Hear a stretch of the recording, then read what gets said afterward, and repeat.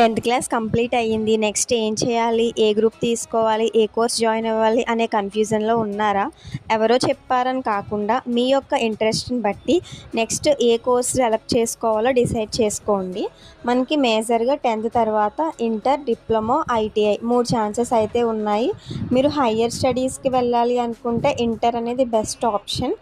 లేదా technical side, engineering side వెళ్ళాలి అంటే డిప్లొమా. ఆల్రెడీ పాలిసెట్ అయిపోయింది. రిజల్ట్ కూడా వచ్చేసింది. ఒకవేళ మీరు పాలిసెట్ రాసి మీకు మంచి ర్యాంక్ వచ్చి మీరు టెక్నికల్ సైడ్ వెళ్ళాలి అనుకుంటే డిప్లొమా సెలెక్ట్ చేసుకోండి. లేదా మీకు క్విక్‌గా జాబ్ వచ్చేయాలి అంటే స్కిల్ బేస్డ్ కెరియర్‌కి వెళ్ళాలి, తొందరగా జాబ్ తెచ్చుకోవాలి అంటే మాత్రం ఐటీఐ సెలెక్ట్ చేసుకోండి. సో మీ యొక్క ఇంట్రెస్ట్ని బట్టి మీరు నెక్స్ట్ ఏ గ్రూప్కి వెళ్ళాలి లేదా ఏ కోర్స్కి వెళ్ళాలి అనేది డిసైడ్ చేసుకోండి. సజెషన్స్ తీసుకోండి, బట్ కేర్ఫుల్గా ఆలోచించి వాళ్ళు ఇచ్చిన సజెషన్తో పాటు మీ ఇంట్రెస్ట్ బట్టి